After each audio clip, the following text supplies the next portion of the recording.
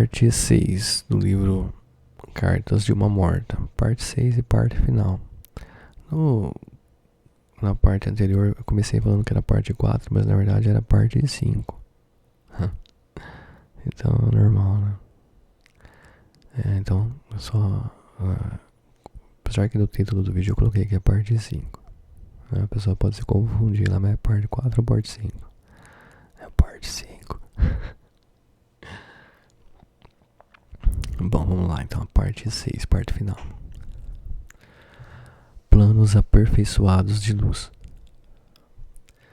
Vi que os seres pensantes desse maravilhoso orbe, todavia, são muito superiores aos homens que cuidam somente de trabalhos elevados de ordem divina, cuja vitalidade essencial não posso transladar à linguagem terrena ainda tão imperfeita para reproduzir aquilo que constitui algo de inacessível ao entendimento dos homens atuais. Ali estudamos, eu e os amigos que me acompanhavam sob os esclarecimentos do nosso mentor, muitas novidades atinentes aos estudos da luz e das suas vibrações no seio do éter, base primordial de todas as construções e organizações da matéria em todos os mundos.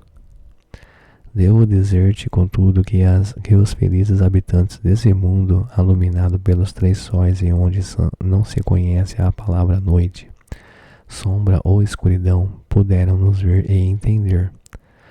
Mas nós não conseguimos penetrar nos seus problemas, nem na elevação e na superioridade de seus labores, devido ao nosso estado moral. Apenas o nosso mestre podia conversar com eles, mas pelo que pude observar, devo acrescentar que são criaturas altamente dotadas de sensibilidade e aguçada inteligência. Uma grande bondade se irradia dos seus pensamentos, porque nos sentimos maravilhosamente bem dispostos enquanto estivemos em contato direto com o seu ambiente. As suas moradias são caracterizadas por uma arquitetura eminentemente interessante. Quase todas as casas possuem torres como se fossem agulhas, tão elevadas que são, e ali a luz tem aplicações que eu própria não consegui compreender, tal a transcendentalidade dos seus trabalhos, isto é, das atividades onde são empregadas as suas vibrações. Fiquei sabendo, porém, que a luz dos astros, em sua substância intrínseca, contém potencialidades profundas da natureza elétrica. Mesmo na Terra, futuramente os homens chegarão a compreender essas coisas quando souberem dissecar e entender o espectro solar. Mas já é tarde, tenho outros afazeres e voltarei breve. Deus te abençoe e conceda a cada um a sua santa paz.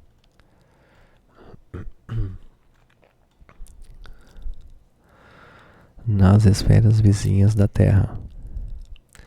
Não são poucos os que na morte presumem o encontro inesperado de uma fonte inesgotável de onisciência e julgam na sua inércia intelectual que os espíritos são criaturas sobrenaturais cuja zona lúcida já atingiu o zênite do conhecimento. Tais julgamentos são absolutamente falsos não só na sua base como na sua estrutura, porquanto supõe que o espírito encarnado representa outra individualidade, conferindo à carne determinados poderes que ela está muito longe de possuir na sua situação de elemento passivo e maleável. A matéria, com seu complexo atômico, nada mais significa que um revestimento temporário, condição necessária à tangibilidade do ser.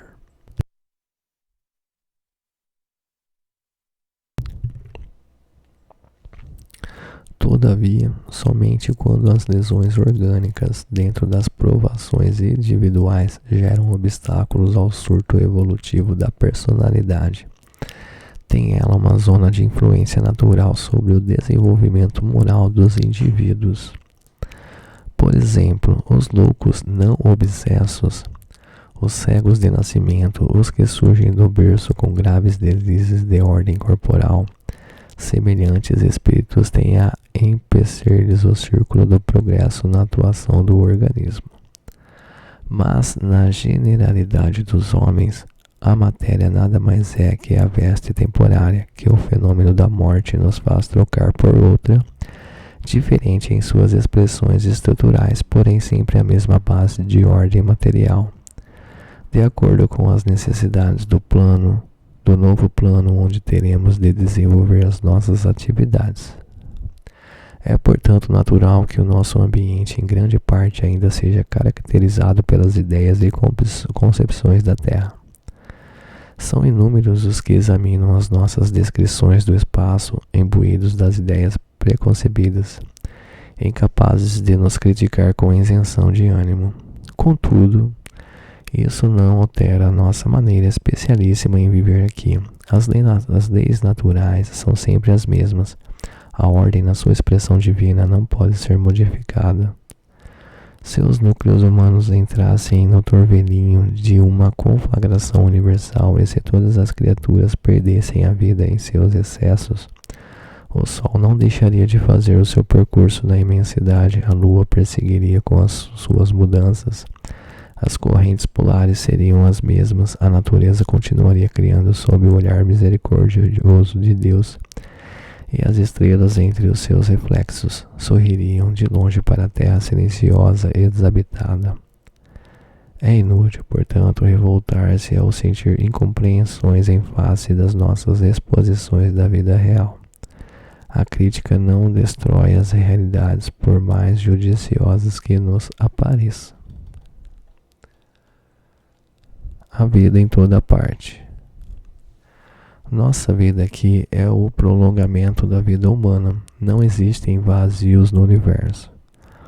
Todas as zonas interplanetárias estão repletas de vida em suas manifestações multiformes. Uma gota d'água encerra um universo infinitesimal, onde uma grande humanidade microscópica vive, trabalha e palpita. Se Deus se conserva inatingível ao nosso entendimento atual, porquanto não podemos concebê-lo segundo a nossa individualidade. O único índice que possuímos para apreciar os outros, também a vida como manifestação de sua divindade, ainda não é compreendida por nós, em toda a intensidade de suas grandezas multiformes. Aqui desenrolam-se as nossas atividades à maneira dos homens, e nessa segunda zona onde me encontro e aguardo oportunidade feliz para reencarnar-me na Terra, apenas o que observa é que os homens são mais aperfeiçoados em seu modo de sentir, considerando-se totalmente eliminado a hipótese de guerras e dizimações de quaisquer obras. Há mais impulsos de fraternidade nesses núcleos de seres onde se agitam os sentimentos humanos em sua generalidade. As afinidades raciais. Eita, nós, um gato aqui. Ok, voltando aqui. Perdi onde eu estava, mas vamos tentar aqui.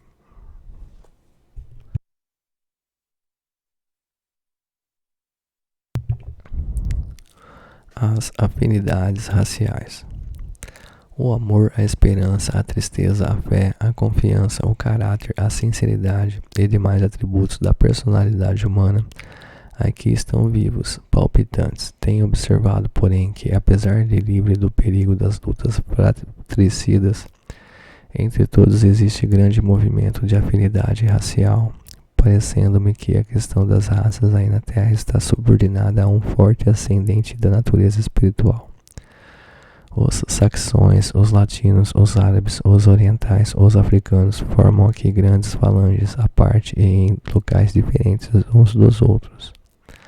Nos núcleos de suas atividades conservam os costumes que os caracterizavam e profundamente interessante observarmos de perto como essas imensas colônias espirituais diferem uma das outras, apesar de se encontrarem ligadas pelos mais santos laços da fraternidade e do amor.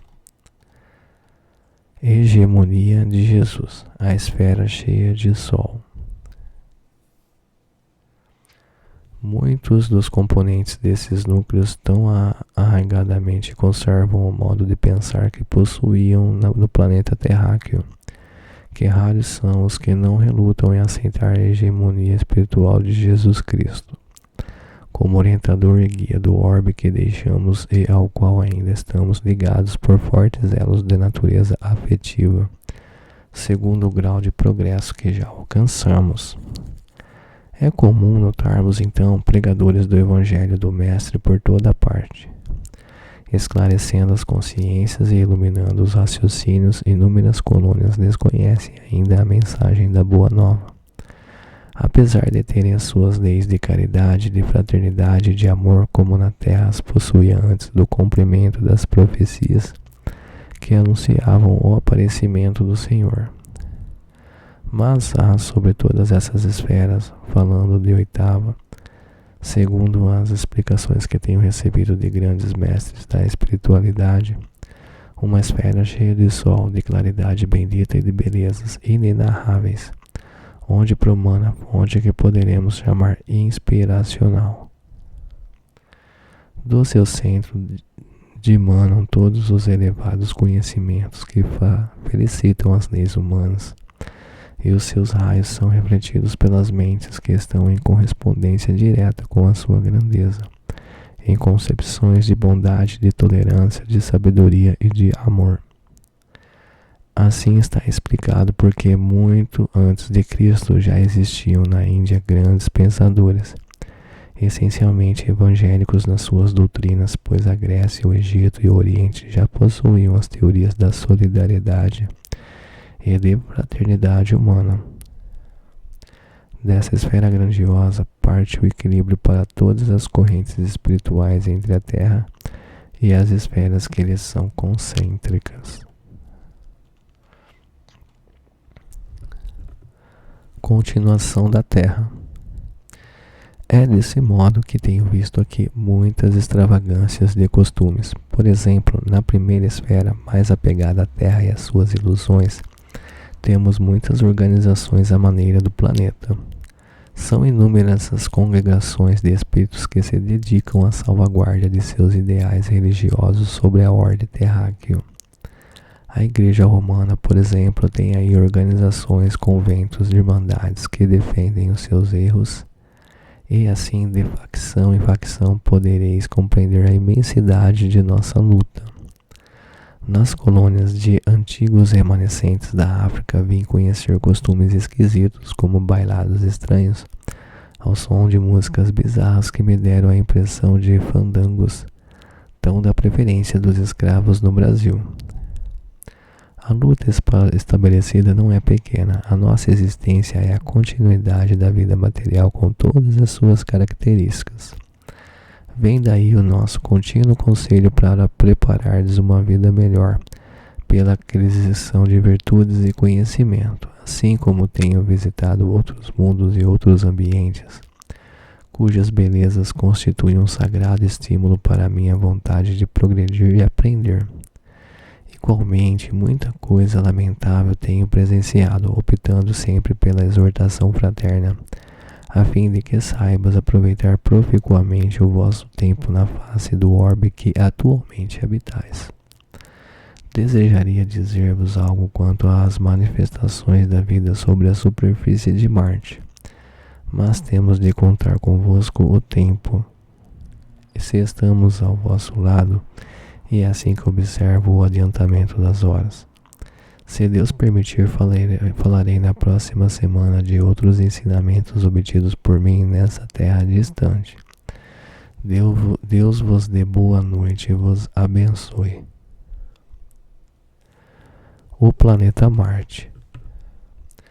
Meus amigos, é com permissão dos nossos guias dos planos superiores que desejo prosseguir nesta noite as minhas narrativas de além-túmulo. Não está em nós a presunção de resolver incógnitas científicas nem derrogar aos decretos do Altíssimo, que do lado de cá nos merece a mais sublime de todas as venerações. Escrevo estas impressões somente objetivando a consolação dos que sofrem, visando a amplitude das esperanças do que nos compreendem. a fim de que aguardem confiantes na bondade de Deus o prêmio compensador da vida em outras paragens mais felizes, onde a alegria não se extingue como na terra e a paz é uma vibração permanente do pensamento de todas as criaturas. Aqui tenho aprendido que há mundos de todas as espécies, diversificados em sua natureza como a essência dos sentimentos das almas. Mundo de dor, de ventura, de aprendizado, de luta, de regeneração. Todas estas distantes pátrias que os vossos telescópios focalizam dentro da noite imensa não poderiam estar vazios e abandonados. Não se compreende uma cidade edificada, rica de monumentos e obras, sem habitantes e sem vida. Os planetas que rolam no infinito constituem a família universal por excelência. Cada um deles comporta uma humanidade irmã de todas as outras que vibram na imensidade. É toda a vaidade do homem terreno afirmar-se a única criatura pensante do universo. Mesmo porque a Terra é um dos planos mais obscuros e mais repletos de amargura para quantos já experimentaram algo das felicidades imorredoras que a evolução do sentimento e do raciocínio pode facultar. Para as almas acendradas no amor, a Terra é bem o recanto do exílio e das sombras. Todavia, vós outros, os que estudais, tomados da disposição benéfica de conhecer a vida espiritual, em suas mais remotas e múltiplas modalidades, deveis arquivar no coração o tesouro divino da esperança. Se na atualidade as dores vos assediam, sabeis que a vida não se circunscreve no âmbito mesquinho do orbe terráqueo. Patrimônio da criação e divindade de todas as coisas, é ela a vibração luminosa que se estende pelo infinito, dentro da sua grandeza e do seu sublime mistério. A Virgem Vertiginosa. Mas eu vos prometera falar de minha excursão ao planeta que vos é vizinho e vou me desviando em considerações doutrinárias e filosóficas, esquecendo o escopo de minha visita. É para a vossa ciência uma afirmativa audaciosa dizer-vos que pude ver o planeta Marte, identificando-me com os seus elementos a fim de conhecer de mais perto as suas belezas ignoradas. A verdade, porém, tem igualmente as suas revelações pelos caminhos da fé. Nem tudo se mostra somente nas análises frias dos laboratórios e das suas retortas. As grandes realidades primeiramente falam ao coração, na atualidade, a míngua de elementos mais positivos de ordem material. Nós vos falamos como se fôssemos vítimas de nossos surtos imaginativos, mas dia virá que os homens hão de verificar com as positividades requeridas a veracidade de nossas afirmativas. Como das outras vezes, meus amigos, não pude fazer sozinha uma excursão dessa natureza.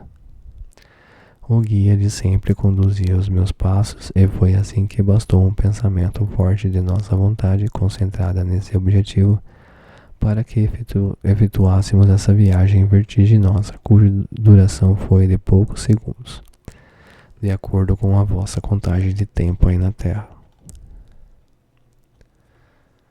A paisagem de Marte.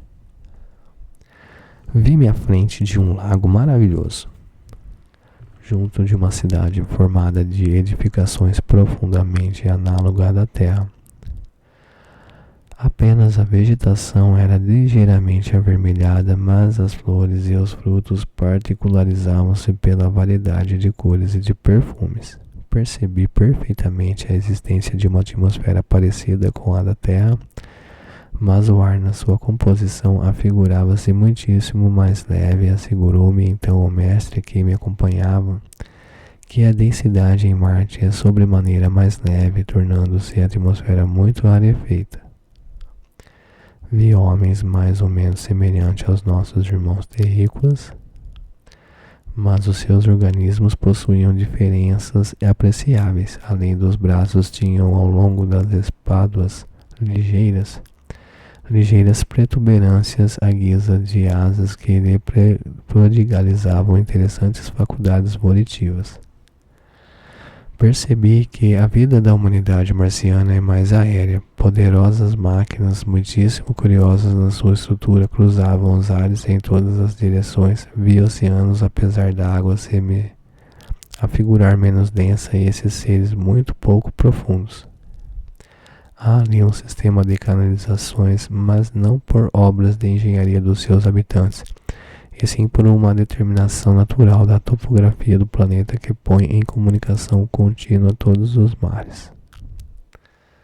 Não vi montanhas, sendo notáveis as planícies imensas onde os felizes habitantes desse orbe desempenham as suas atividades consuetudinárias. As águas são muito mais raras, as chuvas quase que se não verificam, mostrando-se o céu geralmente sem nuvens. Afirmou-me o protetor que grande parte das águas desse planeta desapareceram nas infiltrações do solo, combinando-se com elementos químicos das rochas, excluindo-se da circulação ordinária do orbe.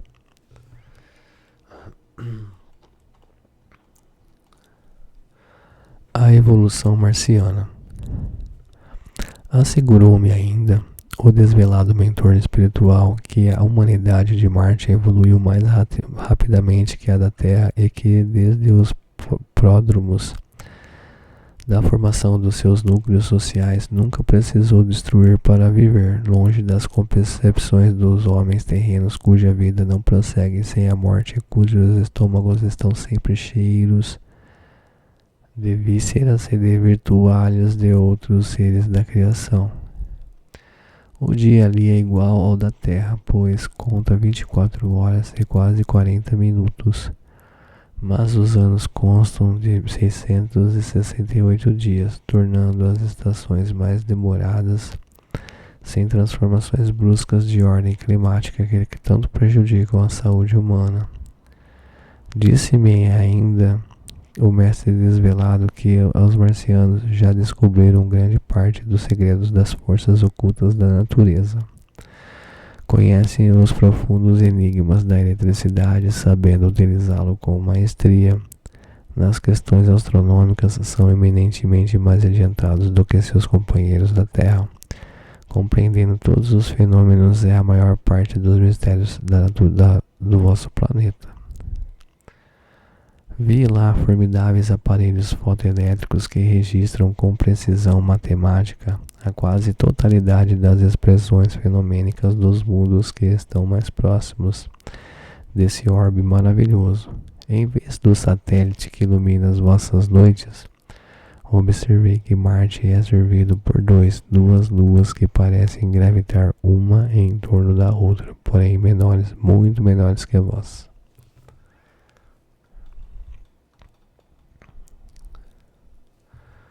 Grande espiritualidade. Todavia, o que mais me admirou não foram as expressões físicas desse planeta, tão adiantado em comparação com o vosso. Nele, a sociedade está constituída de tal forma que as guerras ou os flagelos seriam fenômenos jamais previstos ou suspeitados. A vibração de paz e de harmonia que ali se experimenta irradia aos corações felicidades nunca sonhadas na Terra. A mais profunda espiritualidade caracteriza essa humanidade rica de amor fraterno e respeito ao Criador. Não me é possível, de momento, falar-vos sobre a organização de suas coletividades, regidas à base do melhor da fraternidade. Espero, porém, ainda fazê-lo com a permissão de nosso Pai.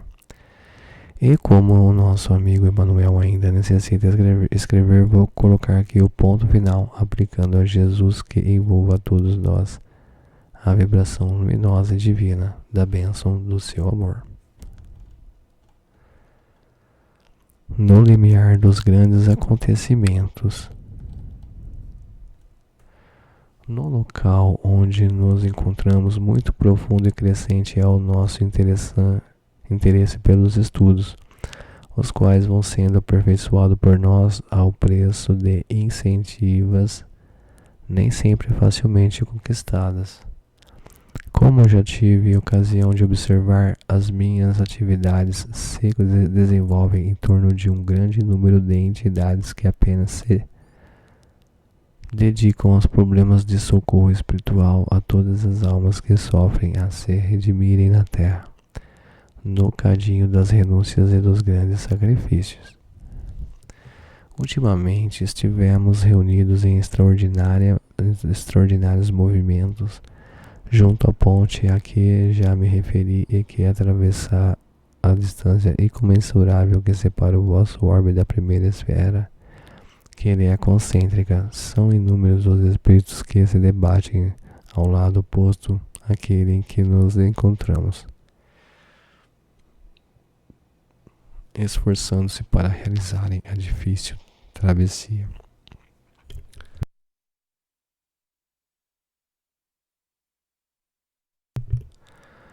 Espíritos alucinados. Dolorosos são os espetáculos que vimos presenciando, porque essas almas perturbadas e sofredoras estão constituindo uma turba imensa de alucinados e de loucos. Muitos dos nossos companheiros corajosamente atravessam o abismo em certas ocasiões. Esses movimentos oferecem perigos para os espíritos inexperientes da minha esfera. Perigos esses de natureza fluídica, condizentes, portanto, com os elementos de vossa matéria e organização. Mas são frustrados os seus esforços no sentido de consolar essas criaturas amotinadas. Figurai alguém sob o império de um sofrimento indescritível. A dor lhe impressiona de tal maneira, desorganizando-lhe a faculdade sensorial, que a semelhante criatura é incapaz de ouvir o consolo fraterno ou a amiga exortação. É talvez devido a esse estado de extrema perturbação que as almas aflitas em cujo socorro estamos ocupados não nos ouvem, entregando-se às aflitas, entregando-se às mais dolorosas imprecações. Súplicas, brados angustiosos, soluços, gemidos repercutem junto de nós, e temos procurado no refúgio da prece a Deus os recursos necessários para essas coletividades espirituais expressas do planeta nesses últimos dias. São muito raras as individualidades que conseguem ouvir nosso chamado ou aprender as nossas observações.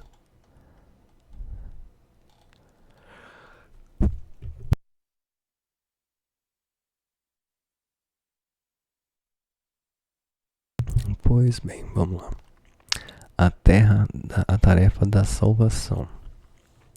Temos aqui instrumentos semelhantes a barcos salvadores, onde alguns espíritos conseguem se transportar para o nosso meio, para se entregarem a tratamento e a repouso que eles são necessários. Porém, as condições públicas dessas almas são muito lamentáveis. Demasiado comovedores são os gritos maternos, as preces fervorosas e angustiadas que temos ouvido.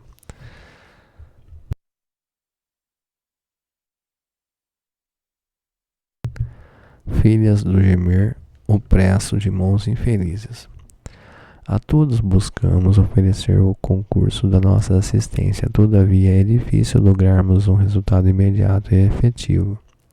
Não obstante a incompreensão com a qual somos geralmente recebidos, ainda conseguimos evitar muitos males e afastar muitos infortúnios dentro das possibilidades de nossa infância, aliás, de nossa influência direta.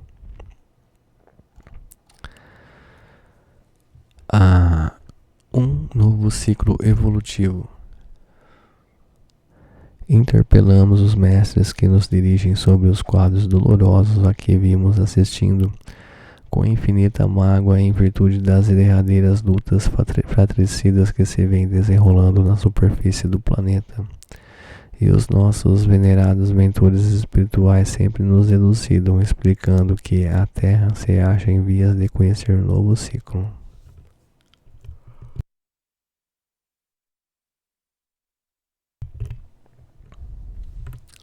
Explicam-nos então que esses movimentos objetivam não só o cumprimento exato das provações individuais e coletivas dos homens e dos povos, como também representam um trabalho de drenagem sobre as multidões humanas, selecionando as almas então encarnadas nesse mundo.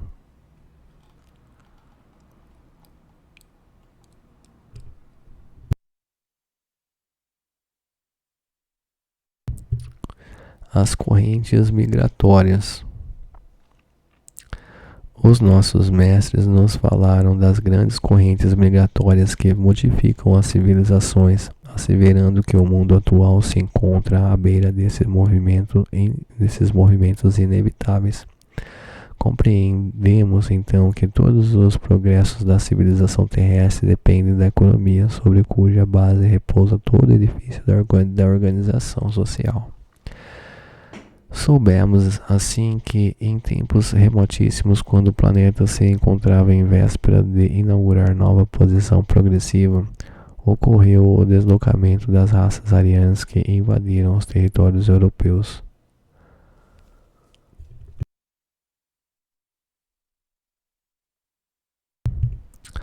O congestionamento de certos países, o problema da economia regulamentada, a necessidade de expansão que muitas nacionalidades experimentam nos tempos modernos constituem uma determinação desesperada dessas correntes migratórias cuja passagem é assinalada por guerras destruidoras, ensaiando novas soluções para as máquinas questões da vida coletiva.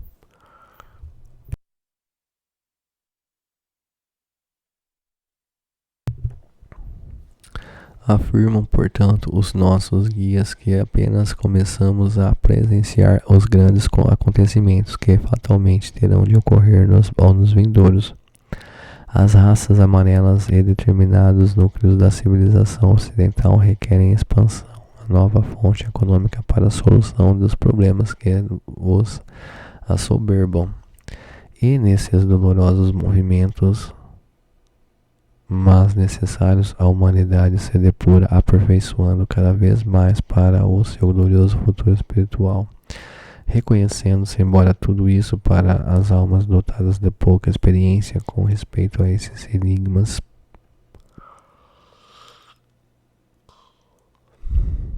Opa, desculpa, deu uma bocejada aqui. Vamos lá então, onde eu parei aqui? As raças amarelas, reconhecendo-se, embora tudo isso para as almas dotadas de pouca experiência com respeito a esses enigmas dos povos, os quadros isolados, como nos é dado conhecer, são profundamente angustiosos. Mas a dor soberana que aí na terra dobra toda a cerviz e subjuga todos os frontes, essa está igualmente aqui conosco,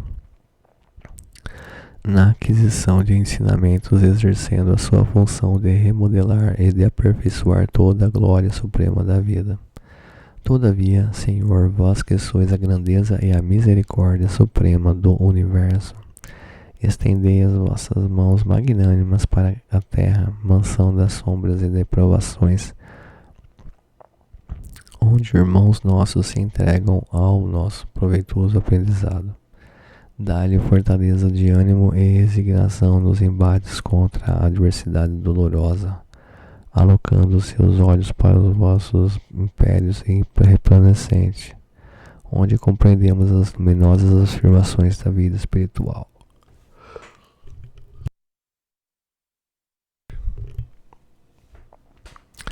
Protegei-me a todos, Senhor, integrando as suas consciências no caminho retilíneo da salvação e os seus ensinamentos na compreensão profunda das vossas leis. Que a terra conheça a nova era do amor e da fraternidade espiritual. Uma palavra aos sofredores. Concluindo a segunda edição do nosso volume, dedicadas a orfãozinhos, meu filho desejaria que eu dirigisse uma palavra aos sofredores. mas não posso dizer-lhes mais do que já lhes disse no conjunto de minhas páginas despretensiosas e humildes. Contei a todos os que sofrem com palavras simples as minhas impressões de além-túmulo, tentando dirigir-me em particular a todos os sofredores para os quais o vento do infortúnio é mais frio. Muitos espíritos passaram despreocupadamente os olhos pelas páginas em que procurei gravar as emoções da minha alma. Não obstante as dificuldades insuperáveis para me fazer compreendida, outros lamentaram a ausência de características científicas em meus comunicados, ansiosos do rigorismo das críticas minuciosas. Estas cartas, todavia, não foram gravadas para teorias científicas que florescem no século, à beira da estrada do espiritismo evangélico, consagrando seu respeito e a minha veneração aos estudos dos sábios dos sábios terrenos. Eu não saberia corresponder aos seus desejos de conhecimento superior dentro de minha incipiência individual. Escrevia pensando nas mães sofredoras cujo coração dilacerado não tem outra luz, no caminho escuro da terra que as esperanças e súplicas postas no céu. Vejo-lhes aqui as amargas dificuldades e os acerbos desgostosos sinto-lhes comovido. Nossa, perdi aqui.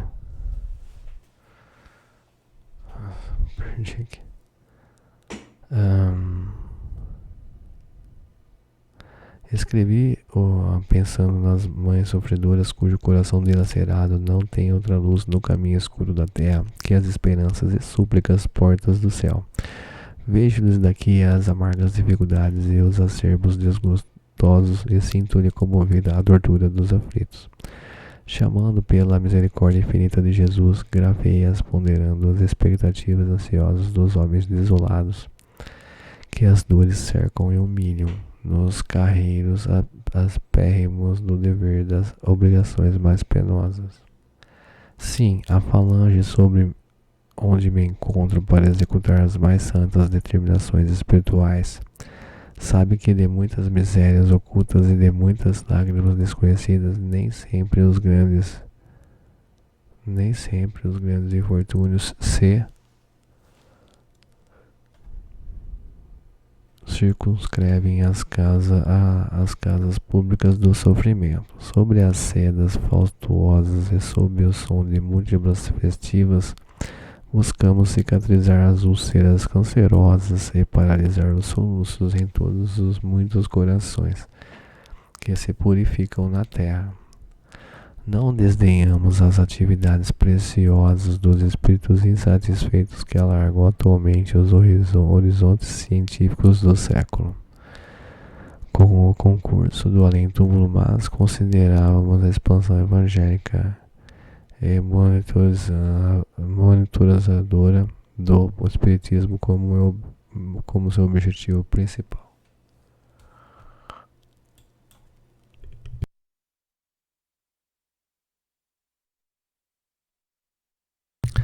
A Europa, desde os fins do século passado, não se encontra repleta de fenômenos supranormais, ainda pelas constituições medianímicas mais poderosas.